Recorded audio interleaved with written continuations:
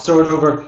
Hello and welcome everyone, current participants and former participants to our final webinar of our course, Minority Realities in the News. I'm Brent Gregston, course tutor along with Martin Atkin. We'll get started in just a moment, but first a couple of technical things. Let's have a look around our spaceship webinar room. Look down and then left, you'll see the chat box. And this is where I'd like you to type in questions as we proceed. Ask your questions as soon as they come to mind as you hear our speakers so that we can collect them and pass them on. And you also have a smiley box. If you click on that, you'll see various options. You can raise your hand. That's like clapping. You can agree with something. You can disagree. You can ask someone to speak louder. If maybe you need assistance, and then clear your status. So, okay, for the big picture of what this course has been all about, let's turn to Budapest and talk with Bernadette Shabai. She's the media officer for MRG. She's having some technical problems, but she's available. She's going to talk to us, and so we're going to listen in now.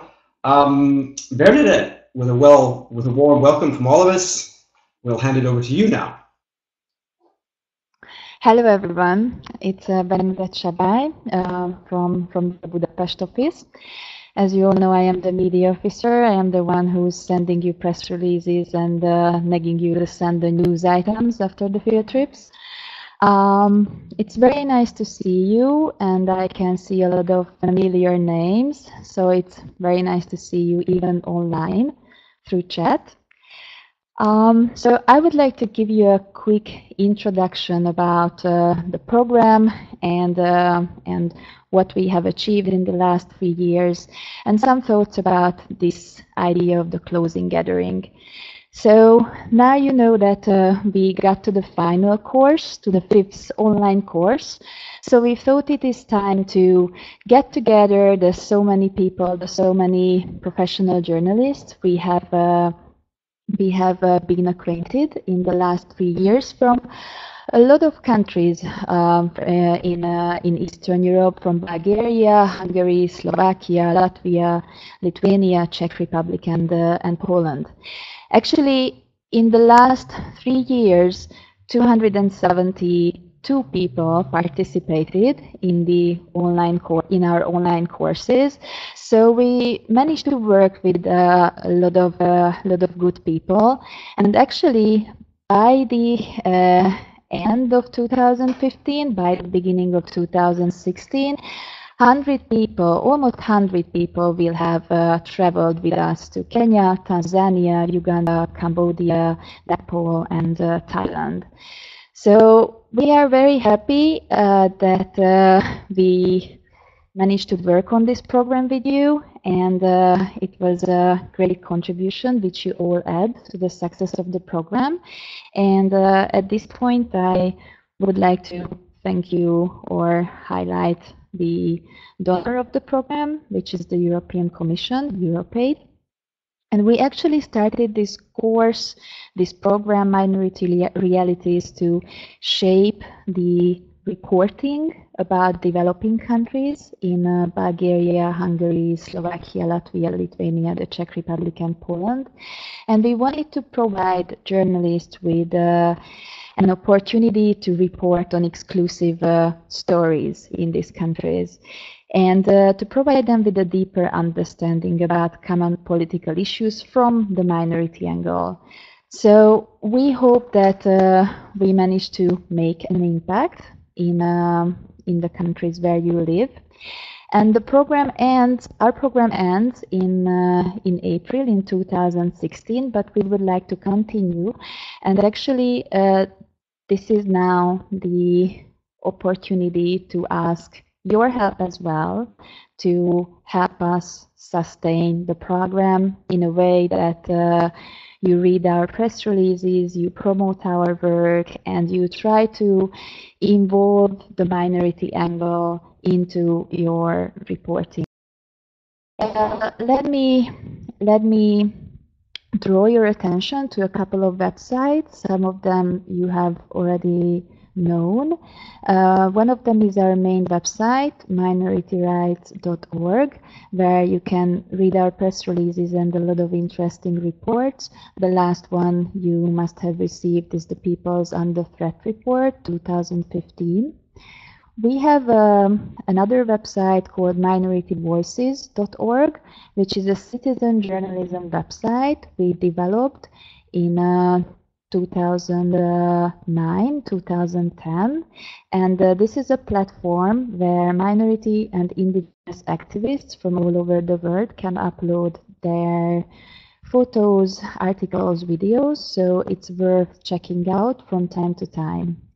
And we have another program running in the Eastern Partnership countries, and we have a separate website for that. If you search for Eastern Partnership Minorities Network, then you will have a lot of interesting news from the civil society of these countries. And of course, you will have access to the course even after the program ends. So you can always go back and check out the materials and download stuff whenever you want to have access to this knowledge. And last but not least, if you like the course, please send us feedback. You must have received an email from me with a questionnaire in the attachment. So thank you for those who have already sent these questionnaires back to me. Please be kind and helpful to us and fill in this questionnaire and send it back to me, even if you haven't participated in the field trip. And also, if you go to the course page, there is an evaluation form at the course conclusion section. So please go for the course conclusion section, go for the feedback section, and fill in that evaluation form as well. So, and I want to say thank you again for coming to the webinar, and I do hope that this will be a nice and not the last chance to share the experience. It's a very nice crowd which have accumulated in the last 3 years. I wish you a nice webinar, and I give the word to Brent and Vita.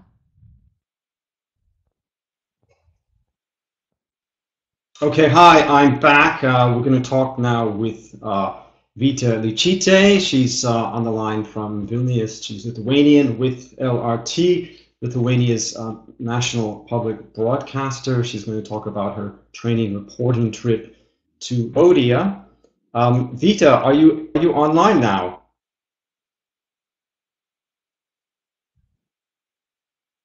Okay, while we're waiting for Vita to beam in, type your questions as she speaks so we can gather them up. She and Mariya Savkova, they're eager to answer your questions about their work and also about their travels and reporting. So be typing those questions. Hi, Vita, great to see you. Do you hear me? Do you hear me? Do you hear me? Hi, hello. But do you tell me if you can hear me? Yes. You can hear me. So, hi, hello, everybody. If somebody doesn't hear me, please write me. Yeah, loud and clear. Cool. So, hello, everybody, once again. And first of all, it's really big pleasure to talk with you all today and share my experience. I mean, first, I want to say that I'm really grateful that I have participated in MRG training and that I was picked to go to Cambodia to the field trip. So maybe it could be like one of the ways how I can show gratitude to MRG organization first, and also for all the great people who have participated and are participating in this course, because I think that all the people participating here are, how to say, really cool. I mean, it just already says that if these people who decided to participate, participate in the courses about minority rights and that they care about those questions. I think it says that we are a bit different people, how to say. But so I will talk a little bit about my experience as a foreign desk reporter in Eastern Europe. And if you have some comments or questions, please write. I always wait for your comments. And if it will be too much about my experience at work, also please write and tell me. And so, as Brent told, I work in public national broadcaster, and particularly I work in the radio, and it's like a big complex. It's several radio stations, several TVs, and a website. And I work in radio for a couple of years, and from this autumn I'm responsible for foreign news, and there is many challenges to be a journalist and cover foreign news in a small country in Eastern Europe, in this case in Lithuania. And maybe one good short example which can really clarify the picture what is to be a foreign desk reporter in Lithuania is a very good example of my colleague Jedre from television. Actually, this colleague Jedre also participated in MRG. Maybe she's not here today, but she's been to Kenya, I think, in the beginning of this year. So anyway, one journalist from a TV, he is foreign desk editor. He went to big conference with a lot of journalists from all around the world, and he met a BBC journalist, and he asked, what do you cover? What is your field which you're working on? And BBC journalist said, I'm covering Middle East security issues. And said, what do you do? And our TV foreign news editor said, I'm covering the world. So it's the main issue, and it really, I think, reflects the biggest challenge that it's only one or two people covering all foreign affairs, and like in BBC and other big broadcasters is many of journalists, and they're covering very as specific topics, and they can really go deeper and analyze it deeper. And in my case, it's me and my colleague Indra. And actually, Indra just came back from Tanzania yesterday, also with MRG courses, and she is also very excited, and she is about to prepare a lot of material, reportages and stories on our radio, and already she got the permission from our head, head of our newsroom, that she can do it. So it's very exciting. And so coming back, that we just two of us when Indra was away, so it's really hard to cover foreign news just alone, because you have to take care after the news, you have to prepare material for shows, and you cannot go to the topics and the issues more deeper and analyze it deeper. So it's one of the biggest challenge, and I think what MRG gives, then you go to the field, you cover, let's say, this minority issues, indigenous people issues, you really go deeper to the topic, and it's much more sensitive. And another good thing, maybe a good thing to work in this organization, that we have access to big news agencies like AFP. They always have updates and very quickly. And then it's Reuters, and from Reuters we get video. So this video we convert into the sound, since it's the radio we're working with. But it's again it's very nice, and it makes the stories more sensitive and closer to the audience, because let's say Reuters journalists interview, let's say the last case, Asia migrant crisis, and they interview, let's say, Rohingya people, and they have those sensitive stories, fresh expressions, and but still, sometimes we don't ask the questions you would like to hear. We don't cover all the topics you would like to talk on the radio. And another issue to work as a foreign news reporter, it's that we don't, Lithuania is very small, as you know, and we don't have enough of experts, and we have a little of experts who can comment on specific topics. And let's say like Ukraine case, Ukraine conflict and Russia, we have maybe what, 5 or 6 experts and politologists and analysts to talk about it. So if it's just 5 people talking constantly on a show, we have a power to form a public opinion, actually. But so we are trying to get experts from abroad, but it's also foreign experts.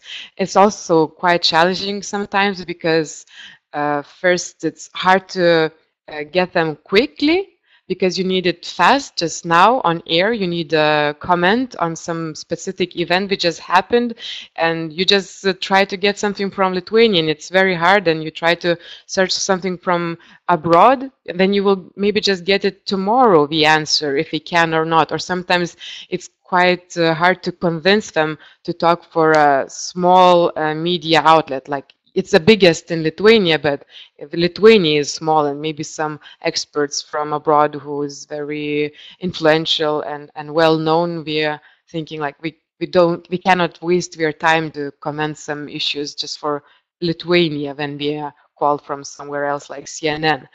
And I think but also I don't want to sound everything like a big complaint, how it's hard to work in this radio and in a small country. Actually, it's very great to work in this challenging environment, because you really develop yourself every day. You come to work and you face those challenges.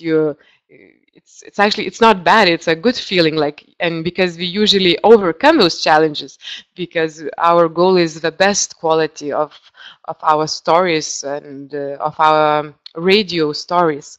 And another big issue is to get and release trustworthy information for your audience, because also what is the maybe the best case or example, it's conflicts, because usually in the conflicts there's dangerous, and there's not enough of reporters, and it's, let's say in Ukraine conflict case, it's a lot of propaganda, and let's face it, it's from both of the sides, from Russia and Ukraine. It's a lot of propaganda. So our newsroom position is just to announce the facts, which is from very, very, very official organizations such as NATO or OSCE. So it is Organization for Security and Cooperation in Europe.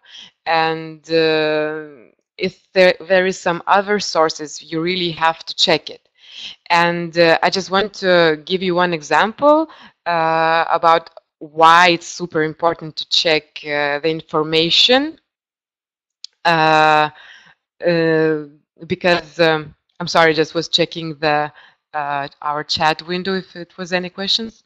Yeah, I want to share one example why it's really important to check the facts and maybe not rush too much with everybody to release some information.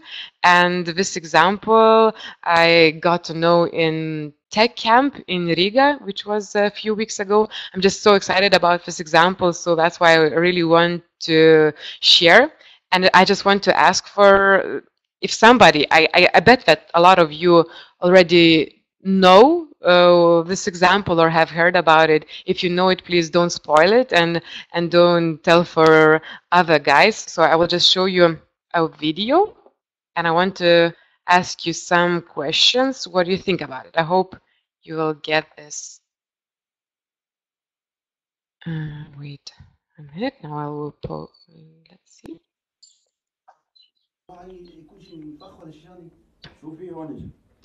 Do you see the video? الله اكبر هرب هرب يا شباب. لك شفت شلون اطلقوا النار عليه؟ شايفين؟ الكلاب حيوانات والله كلاب. شايف شيء؟ يا شباب شايفين شيء؟ رجعوا لورا ديروا بالكم رجعوا ورا لا حول ولا قوة إلا بالله شباب عم يتحرك عم يتحرك لك هذا حي والله مو ميت حي عم يتحرك الله أكبر الله أكبر الله أكبر مات الصبي مات الصبي لا حول الله مات الصبي عم يتحرك لك عم يتحرك رزق يتحرك الله أكبر الله أكبر الله أكبر الله أكبر يا حبيبي الله أكبر الله أكبر ما مات فيك طلع فينا الله أكبر الله أكبر إيه هربوا لا حول الله أكبر إلا بالله الله أكبر شباب. Yeah, so that's enough of this video. I just want to ask you, what do you think, which place can it be? You can type in. Yeah. Okay, and if you would find this video on social media, would you post it on your media outlet? Would you share it?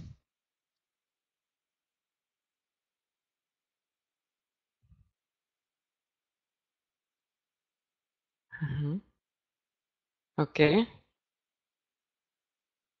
More answers?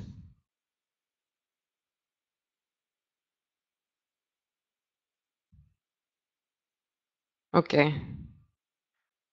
How many of you know this story?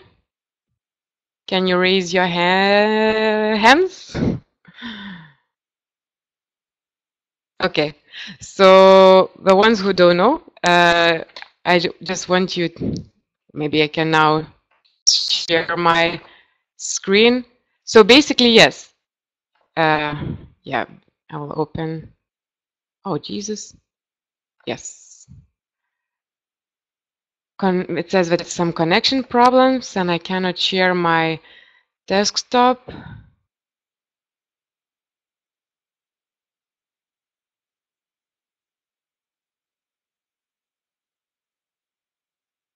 And yes, so this video, I don't know, I wanted to share my desktop and show the BBC page because everybody, most of the biggest media outlets, they posted this video, but BBC didn't, and they waited and they made a little investigation because it was a lot of questions. Is it actually Syria? When was it done? And who is the author of it?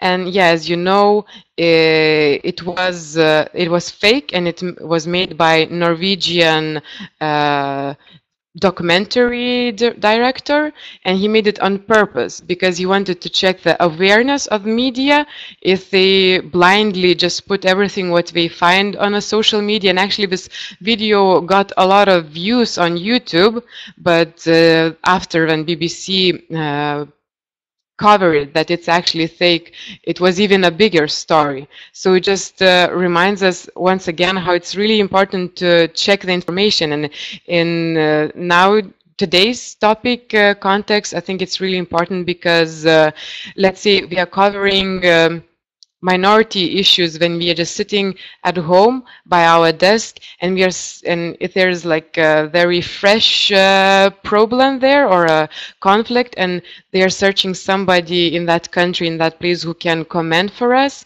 and very often it is NGOs, and representative from NGOs, and often we are really eager to talk. And what my advice is, I think that it's really important to check this NGO. Let's say if they have Facebook profile or they have Twitter profile, just really check what do they post, who do they follow, and who follow them. And if you, let's say, we sound quite radical, so it's really says that you have to find for other voices, for other opinions about that. And of course, it might be that local organization even doesn't have an account on Facebook and Twitter, but if it's an international organization in that other country, they usually do have Facebook or Twitter, and it's I think really good to just really to check it. And yeah, and of course why we are talking here today, it's mainly to share our experience about our field trip after attending this online course on MRG. And as I said, I was picked to go to Cambodia, and it was me and other, I think, 9 journalists. And what to say shortly, what does it give for you if you go to the field trip? It just gives you so much more of values to your story, just to simply say that. And first, it's more interesting. And I think very simple thing, what makes your story more interesting, it sounds really exotic. For example, in Lithuania, not a lot of people knows where is Cambodia, why it's important, what's happening there. And it's since you go where, like a Lithuanian went to Cambodia, I think they are more eager to open the story, to read it or listen it, than somebody else from some foreigner would be in Cambodia, and he would give a interview what's happening there, because maybe you have your audience who follow you already and be interested, what are you doing there, and it's just very simple first factor why your story is becoming more interesting. And of course it is very original story, because maybe everybody will use writers material for their evening show, and you have original material and original footage, and you choose what you want for your story. And I think when you're in the field, you can engage your audience how you want, from which angle you want, and because you choose the style of your writing, you choose the style of your, in my case, radio story, and you just develop the story how in a way you want, and it's really. That in that way it makes really original. And just of course another big benefit going to the field trip, you also meet other journalists from other countries, which was on this MRG training, and it just as I said, a lot of those people, they are with really big luggage of experience and knowledge. Yeah, keep questions coming. So, but of course, I faced a lot of challenges, and I want to share with the challenges I faced too, and also other colleagues who I was going to Cambodia, they faced quite similar challenges, and I just want to say for what you have to prepare. First, it's a limit of time. We really felt that it was not enough of time. In the first place, it's not enough of time. What I didn't work with the video, but people who worked with the video, they said it's not enough of time to get a good footage, to get good shots. But finally, we got it, and I thought that their final work was really good, and but still it takes time to get familiar with a place, to find interesting angles, and even photos, because to make good photos you have to make a connection. What was the most useful thing you have learned from your visit? Most useful thing I have learned. I mean, I think I've learned a lot of things, and it really developed myself, because you have to be very flexible. And as I said, it's more like it's not like a very particular thing which I have learned, but working very close with this indigenous people, being close to them, it stays in your mind, and after you come back home and you see in other news feed other stories that other maybe minorities have problems in different part of the world, you feel more like you want to talk about it, and you try to sell it for your editor that you want to make it, and you would put much more effort to make it and find people to make it.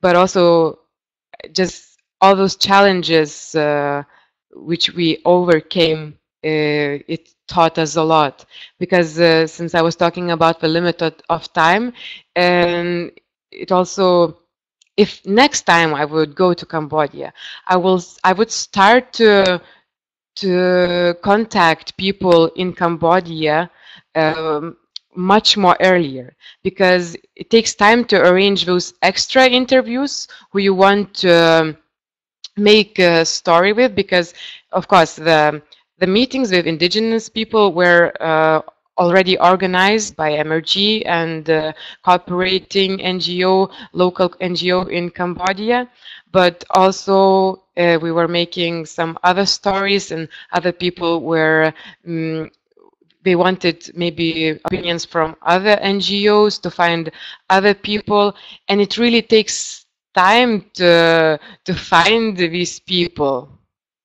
Okay, I will just check another question. How do you explain to indigenous people how you can be helpful to them, how media works in a Western country?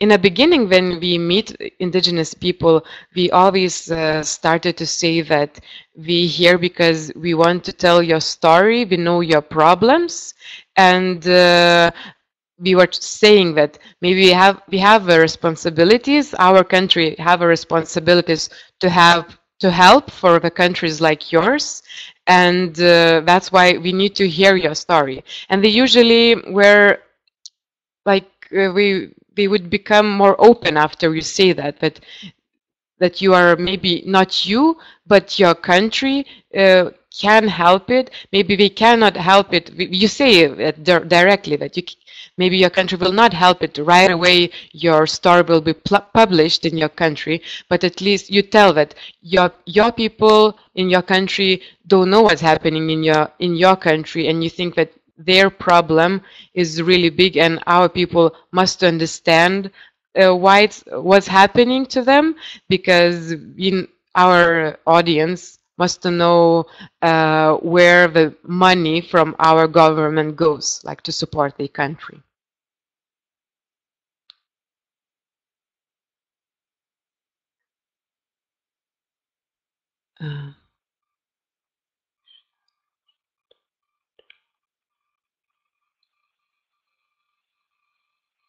What things you should have arranged in advance and you did not realize until... It was very hard to prognose the things which you have to arrange in advance, because in my case it seemed that I already arranged the meeting, and it was clear that I will go to one site where big company is about to build a dam, and it's a Rang Valley, and the organization who fight against that the building of this dam, they said, oh, okay, we will have you just right when you come.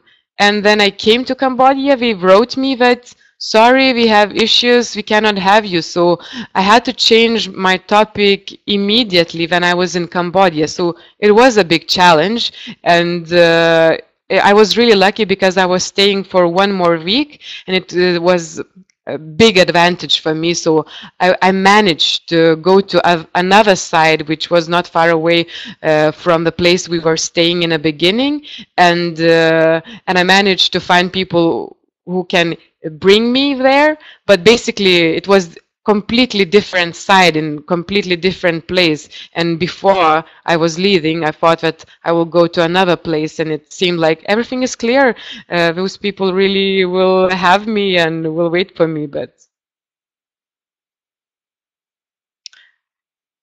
I will just oh, I lost some other questions.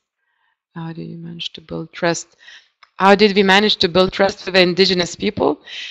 Yeah, actually, it's one of the other challenges I must talk about, because it's again the limit of time, because you really need time to build this trust. And usually we would just have a half of day in one community, and maybe we were covering couple of stories, let's say two different stories in a half of a day. So I'm meeting a couple of different groups who were talking about that issue, and also it's very difficult when it was a group of journalists. Maybe let's say 5 of us are in front of a big group of indigenous people.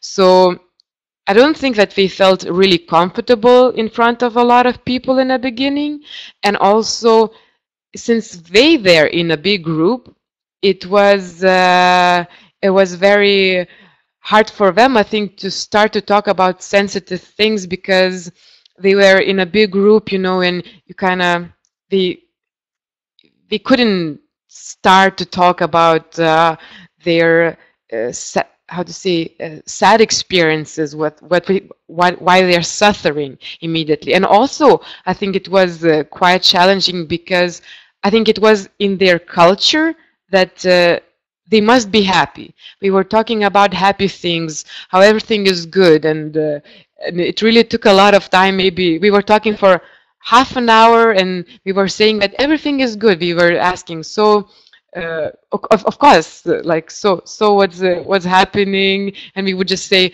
no, no, everything is okay. Oh, I'm sorry, I'm losing connection.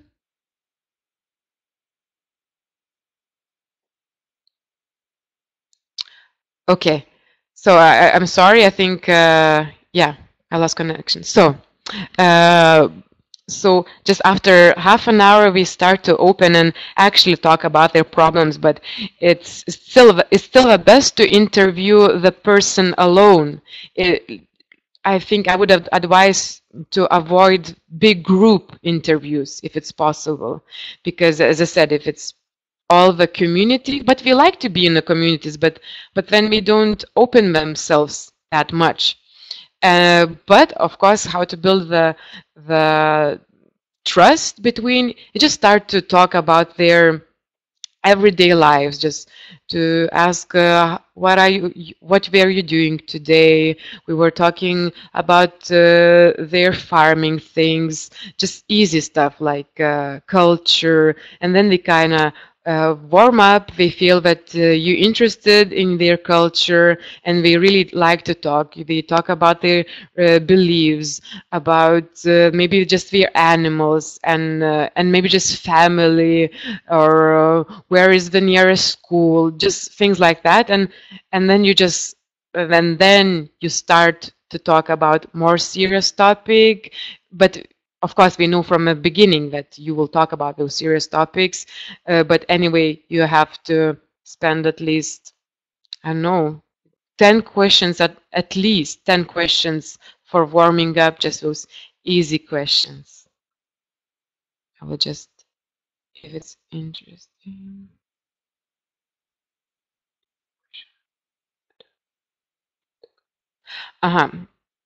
Were I able to convince my editor?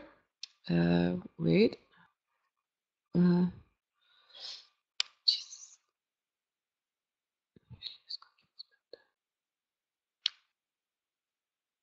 Oh, Jesus. I wanted to... Was it a question? Yeah. Vita? Yeah, I have a question for you that I'd like to throw in. Did you meet any local journalists while you were there? Often there's some very interesting partnerships one can form with local journalists, and we've been talking about that on our forum. There was the case of the Reuters journalist who won the Pulitzer Prize, and his partner in Thailand, the researcher and journalist there who helped him, now faces jail time. In any case, the local journalists are often an amazing research resource, and particularly when you're working under a time limit. Were you able, in the course of your trip, to meet up with local journalists? Yeah, we actually met one journalist, and I remember she was Bopa Porn. I really remember her name. And this meeting with her was arranged by MRG tutors, if I can call it like that. And it was amazing. She was a very passionate woman, and she was really helpful for all of us. I think but of course, since it was arranged meeting with her, so MRG made an investigation what kind of journalist she is, and she's really against all the injustice in the country. So she was really helpful for us to find certain people. She said for some of our colleagues, when some protests were happening, for example, against land grabbing in the capital, against the government, so they went there and they made their video. Yeah, it's really good because we really give this more clear picture. Meeting local journalists, they really give more clear pictures. But it was the only one journalist we met, and we heard a lot of stories. But it's really dangerous for journalists in Cambodia, and a lot of people we met, we were really asking us, why did you come to Cambodia? It's so unsafe, we can kill you. But of course, we were all safe. Yeah. Which are the biggest challenge? Which are the biggest challenges Cambodians face? The biggest challenges Cambodians face now, talking about, is it about indigenous people or Cambodians in general?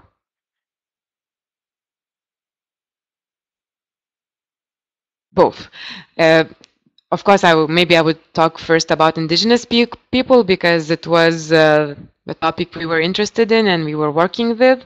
And for me, what I got the picture, it's for indigenous people, it's land grabbing for sure, I think, because it's really big numbers. How many people were already pushed out from their ancestor lands, and how many of them are losing the land. And it was one of the topics I was covering. It was one of the reportages I made about land grabbing, and we went to the communities who were living quite safely, so it was a good example.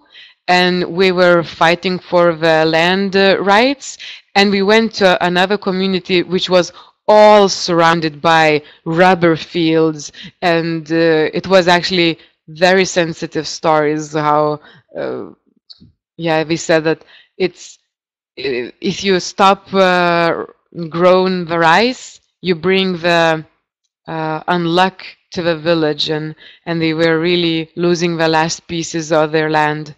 And yeah, so in general, it's land grabbing for indigenous people, but there was a lot of other specific issues. It's like a lot of illegal stuff. It's illegal mining, and of course we overuse and exploit in a very bad way all the workers in those illegal minings, and there was the illegal prostitution, and some of our colleagues made about garment factories, because it's also a lot of bad examples there. So yeah, this was the main topics what I think I would shortly can put it as most important. And of course, like in Cambodia, is very big corruption, and those indigenous people, they have a really little power to do something against the government, because you know that the prime minister is in his chair for 30 years more, and it just nobody hear the voices of indigenous people. It's actually very interesting situation that NGOs can work sort of freely, they can talk, but nobody hears them. Just they are ignored. They just do what they want with their land. Vita, I'm curious, you had a team of journalists from different countries and speaking different languages and so forth, and working with different media. Did any of you form teams? Did you join forces to cover some stories? Sorry, to join what? Did you join forces? Did you team up? Did you Did you cooperate? Did you help each other out to cover some stories?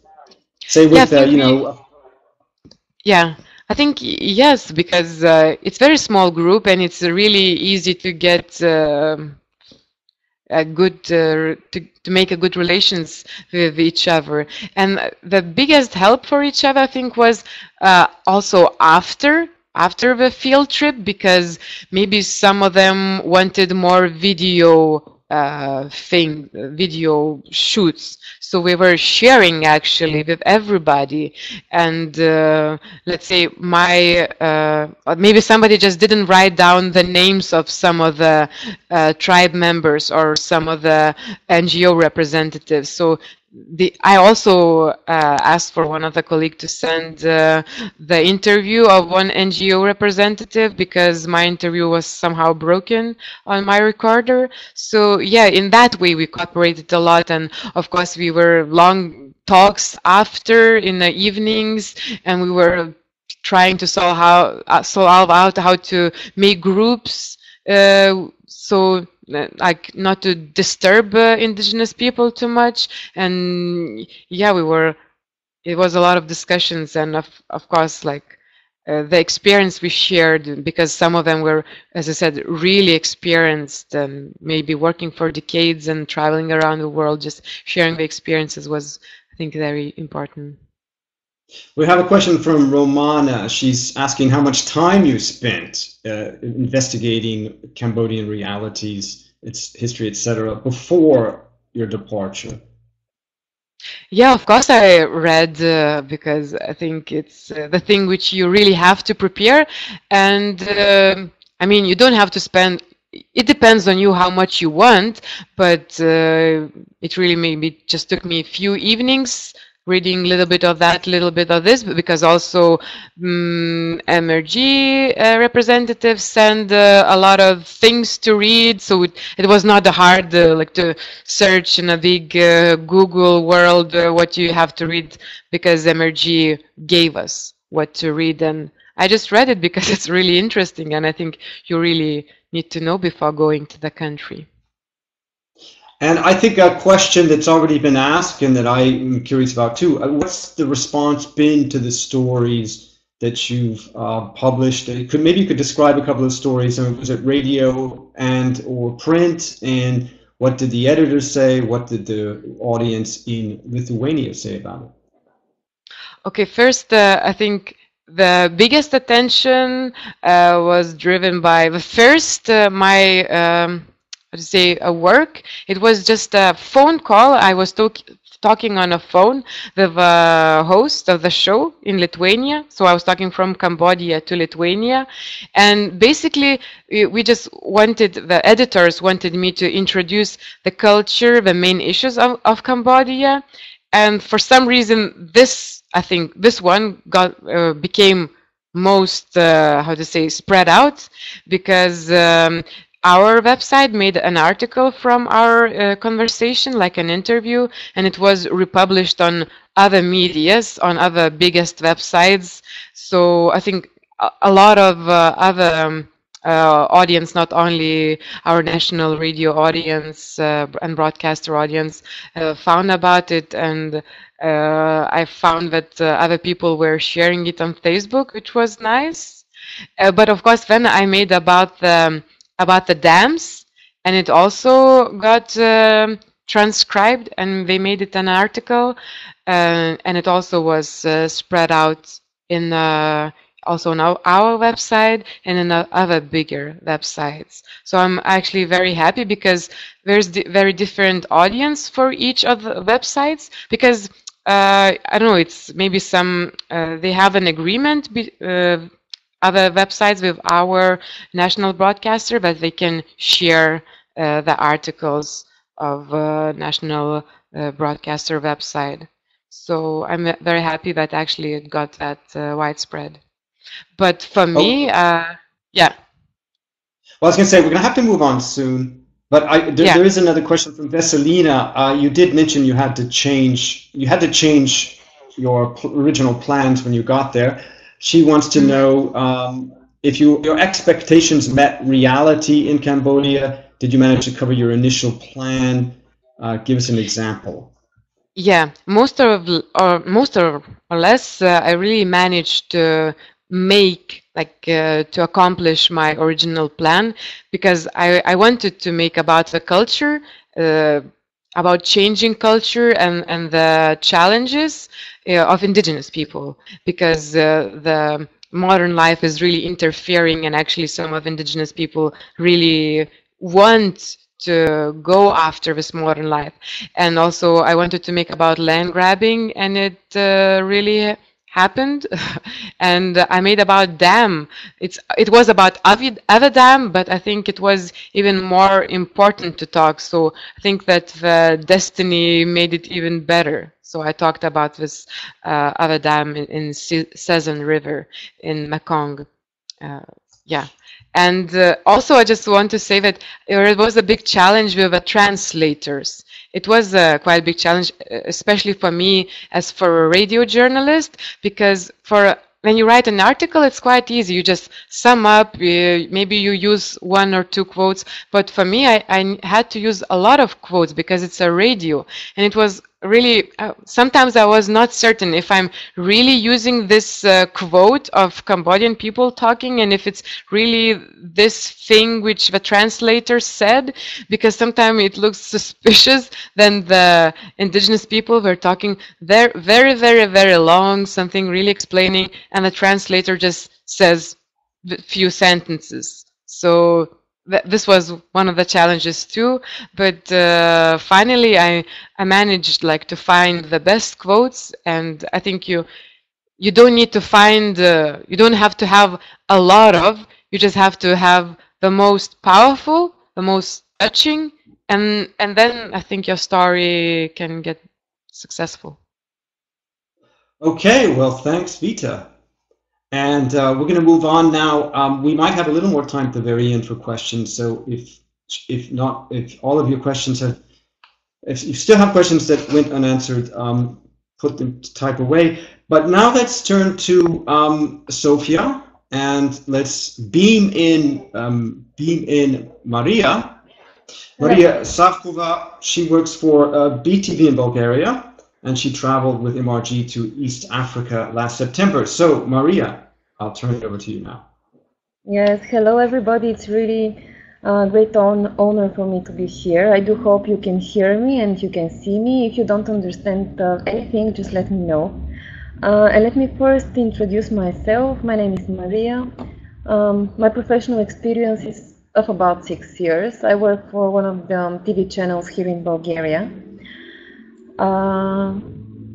We have, let me see, hi Vessi.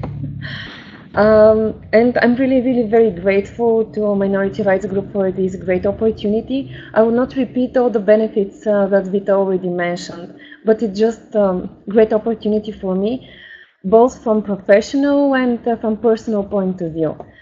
For instance, it widened my knowledge of minorities, also traditional societies, because beforehand I did not have the idea that somewhere in the world there are traditional societies which are conservative beyond any conception. And it is very important to understand minorities because there are minorities in our societies in Bulgaria and in every single country, and their problems are, let's say, more or less the same. So it is very essential to understand their traditions, their cultures. That's my belief. And for instance, there was a question how to persuade people, traditional societies, that our Western point of view is the right one. The question was something like that. And I do believe, and I feel we should not teach local people how to live, but we should, we need to broaden their horizons and to give them just another one point of view. Yes, this trip has risen my sensitivity towards minorities.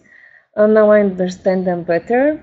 And to give you an example, I would like to show you one of my stories.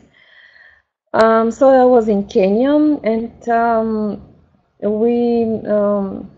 we visited some of the communities. There are in Kenya, there are 42 traditional societies, ethnic groups. And if you ask a Kenyan what's their nationality, most probably they would not answer I'm Kenyan. Most probably they would answer I'm an Endorois or I'm an Ogiek. And this is something else I did not know beforehand, because if you ask an European what's your nationality, they would answer Bulgarian, Slovenian, Lithuanian, etc. And also there was something very funny. In one of those communities, I was asked by a member of the community, how many tribes do we have in Bulgaria? And then I answered, well, only one tribe. And he would not understand this. He answered, a whole country and only one tribe. And this was very funny, and just one more example of the very exotic point of view of this trip and how it broadened my horizon. And now I would like to show you, let's see if it's possible, one of the stories. It is about this community, the Endurois. And the example is in order to show how conservative those societies can be. Let me see if it's gonna work. Okay.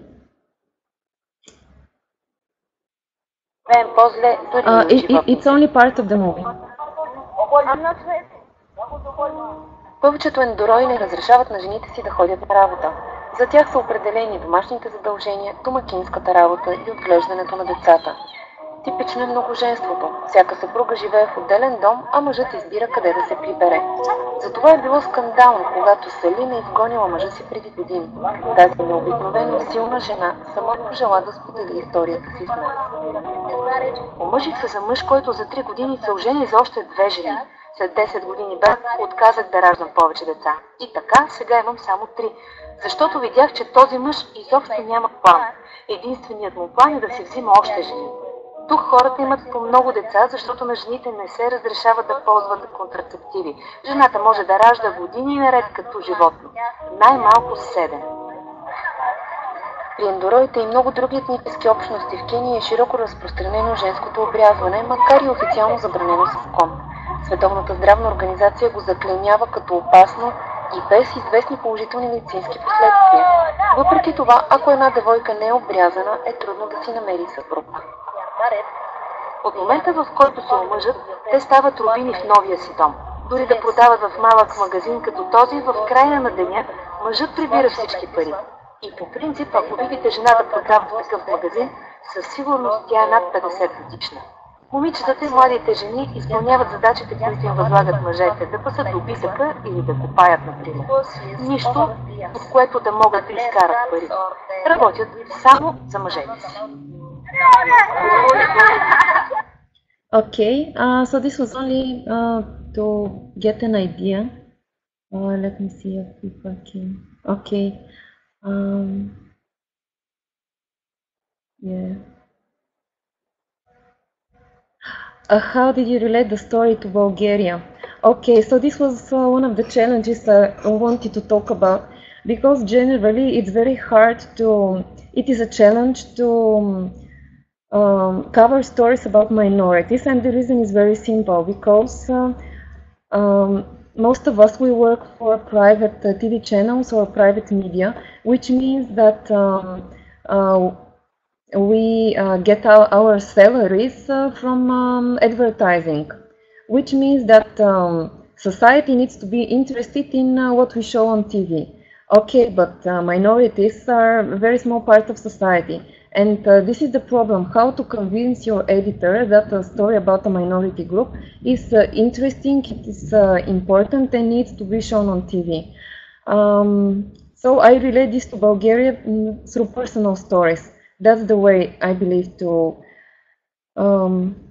convince society and to convince editors it's important, because when you see the person, when you hear the voice, when you see the face, you can understand this is a human being. And to be honest, the viewers in Bulgaria fell in love with this story because it was so personal and so touching. But people in Bulgaria, even though Kenya is very far away, and most people in Bulgaria do not know anything about Kenya, but they felt empathy for those people so far away. I don't know if I answered the question. I do hope so.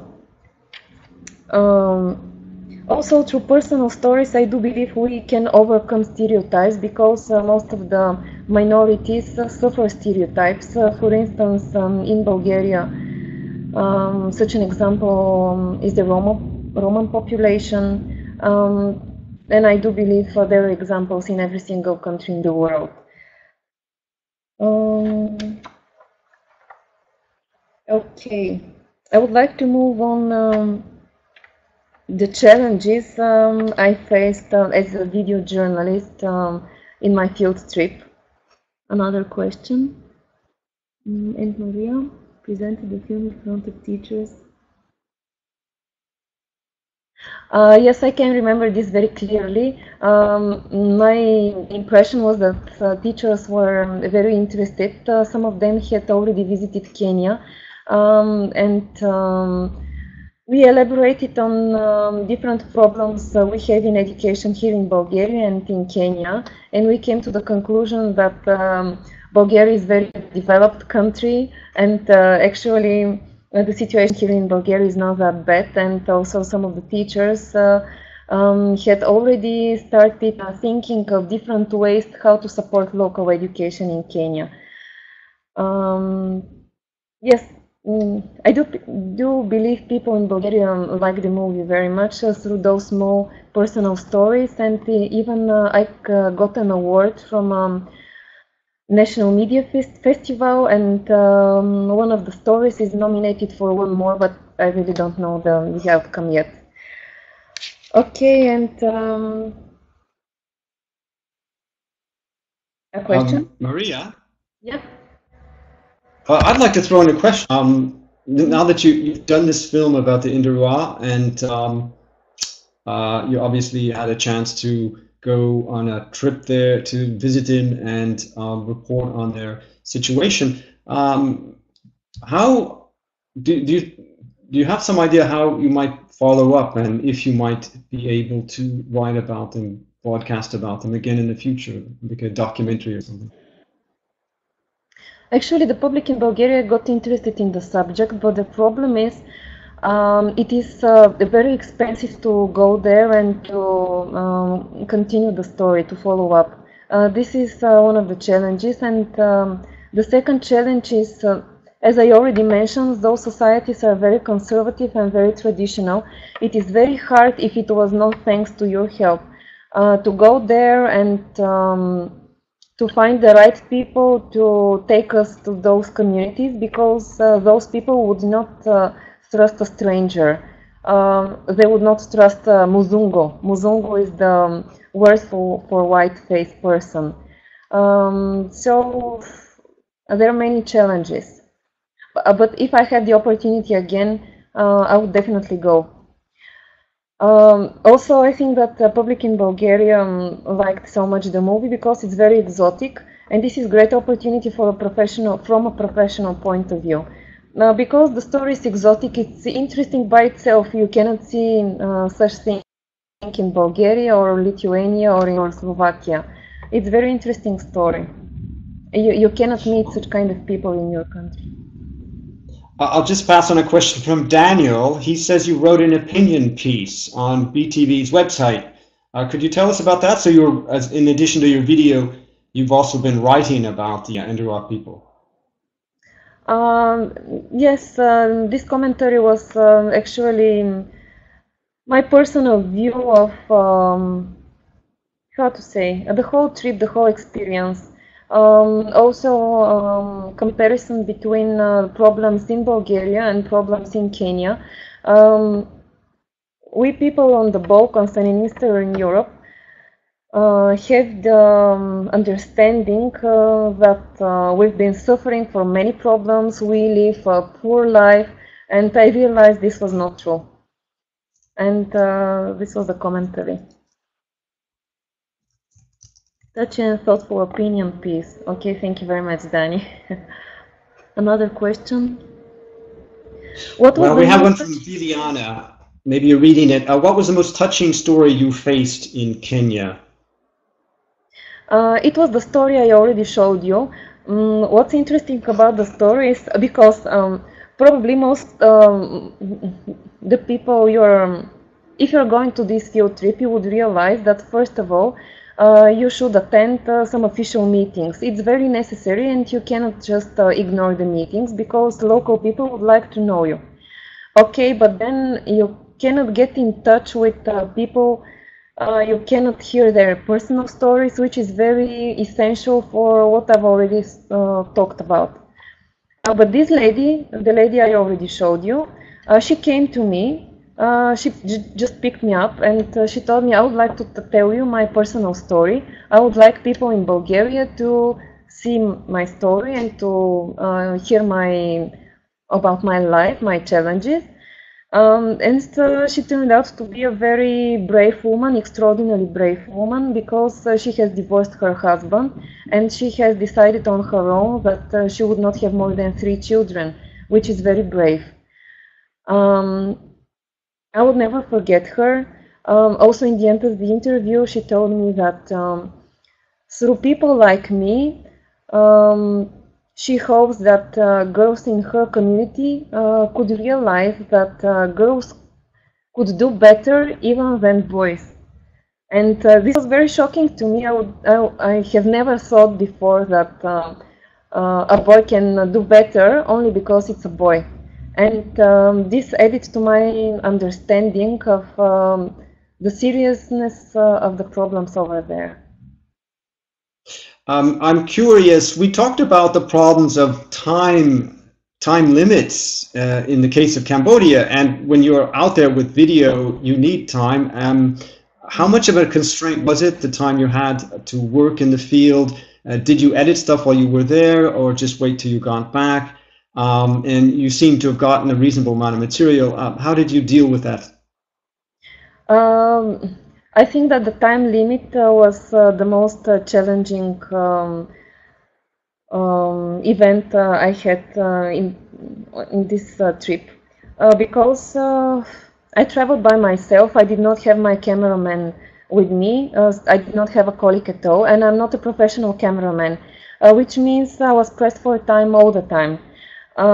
Because first of all, we had to attend those meetings. Okay, but when the meeting was over, I was gathering information, but then I needed to do some footage, some coverage, then I needed to identify the right people for an interview, then I needed some time to talk with them in order to make them comfortable and to see they can be honest with me. And I was pressed for time all the time, and it was really, really, really hard. Why do you think we don't have much more?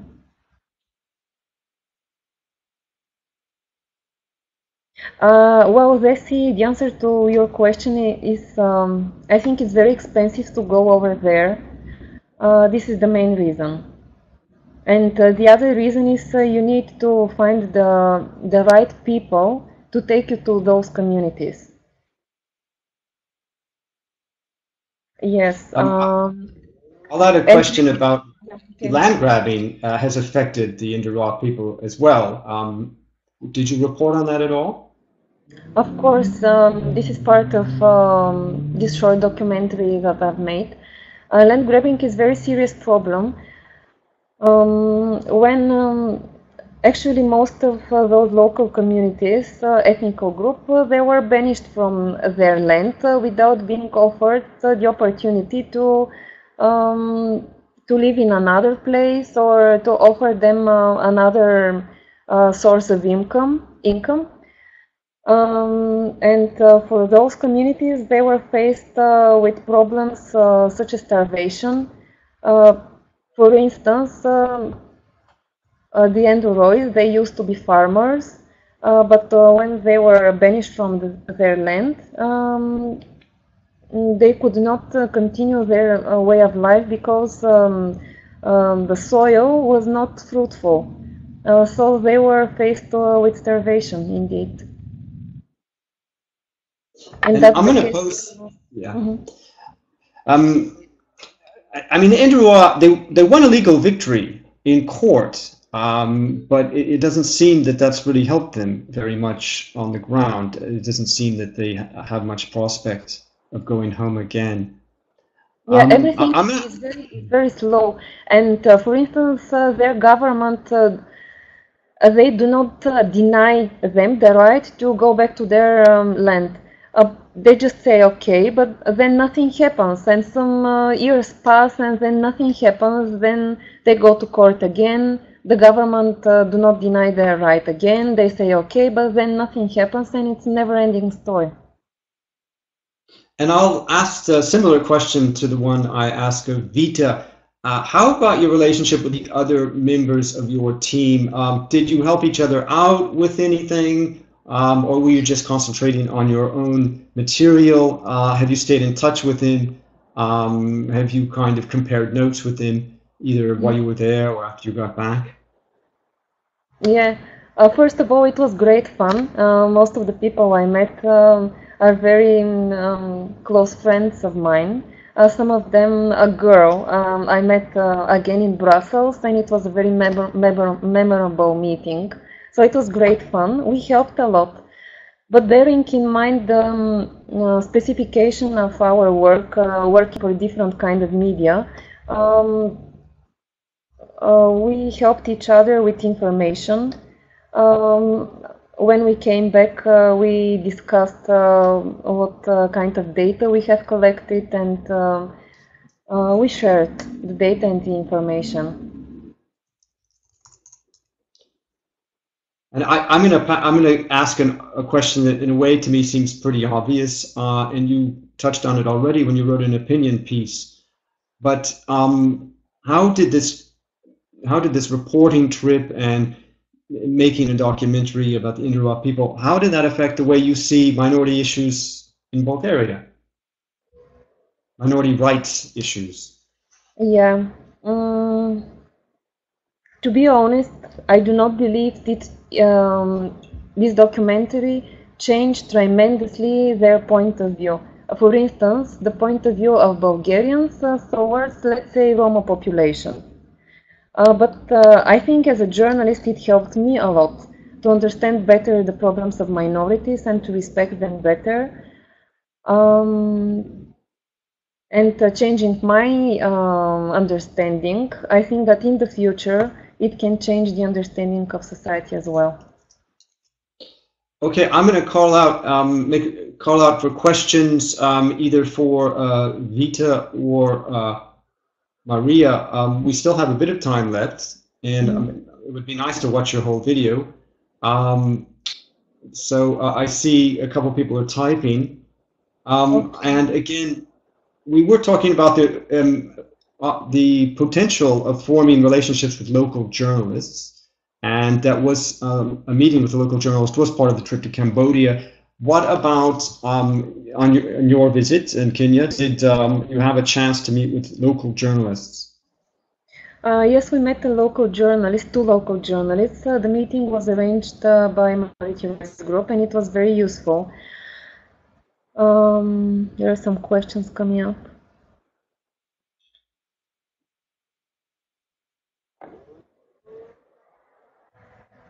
Okay, I can read it to you. Romanis asks, did every participant report on a different issue, talk with different people, tell different stories, etc., or did you guys cooperate? I guess she means, did some of you report on the same things?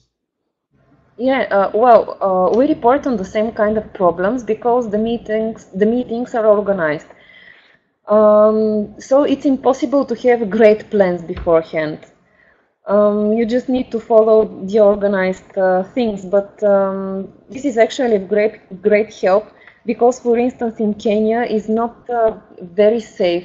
And if it was up to me just to go around and to ask people, I do not think I would have the freedom, let's say, to do this. Also, local people do not trust foreigners pretty much. So this helped actually, yeah, prearranged meetings.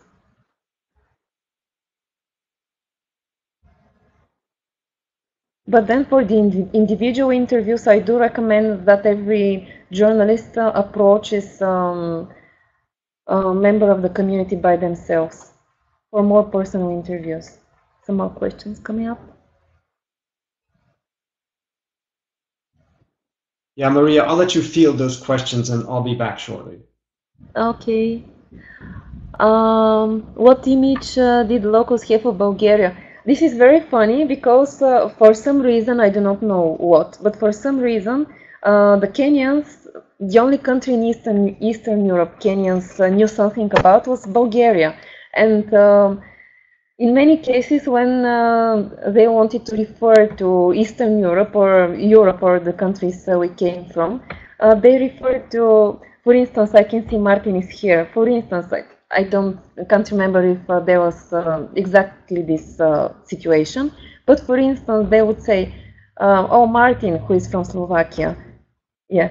Oh, Martin, how is it in your country? How is it in Bulgaria? Do you have such kind of problems?" And it was very funny. I don't know the reason, but yeah, they knew about Hristos Stoichkov, a famous footballer, and nothing more, but the name of the country was familiar to them. Another question.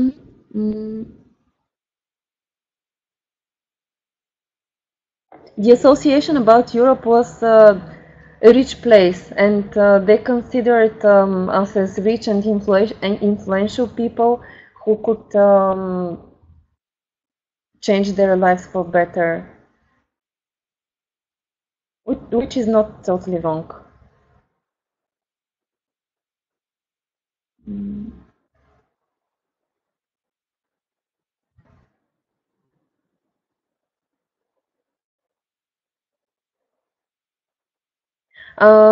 Yes, there is something very important local people here in Bulgaria, I think, did not know, is that Bulgaria, as part of the European Union, even though a very poor country, is a donor for developing countries.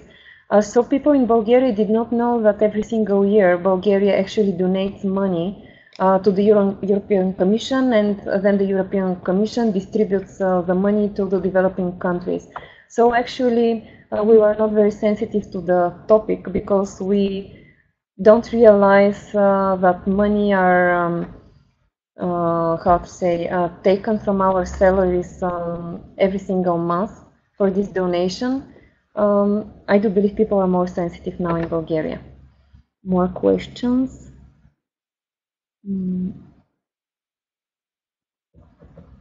Oops. To go back.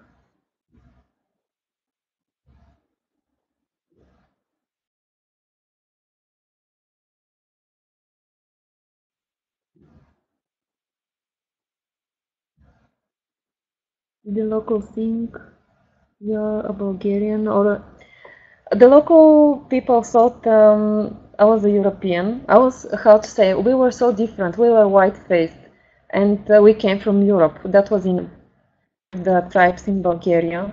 So they live in their very conservative way of life, and it's very hard for them to understand any cultural differences in Europe, which is far away. But one of the most essential morals from my trip is that we European should not try to teach them how to live. We should, I believe, only broaden their perspectives and to offer them possibilities and opportunities to make their lives better.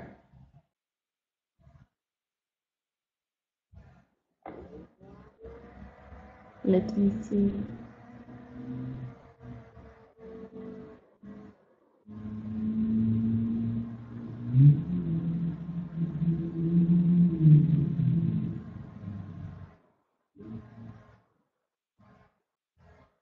Yes, now we are much more friendly to immigrants, that's for sure. Okay, well, we're nearing the end of our webinar, and I'm wondering we can also bring Vita back if there's questions for her. I'll just give you a moment to think about that. I can offer a tip while waiting for Vita to come back. Please do. Yes, which is especially very significant for video journalists and also for photo reporters.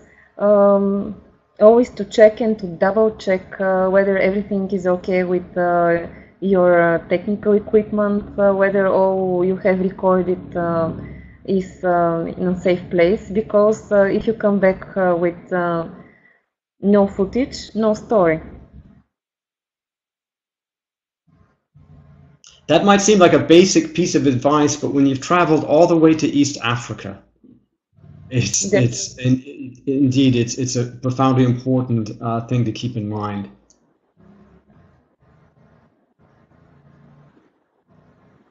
No, I did not have a local cameraman. I had to do the footage by myself, and this was the greatest challenge for me. First, not being a professional cameraman on the one hand, and then on the other hand, I was much slower than professional cameramen, which refers to being pressed for time all the time.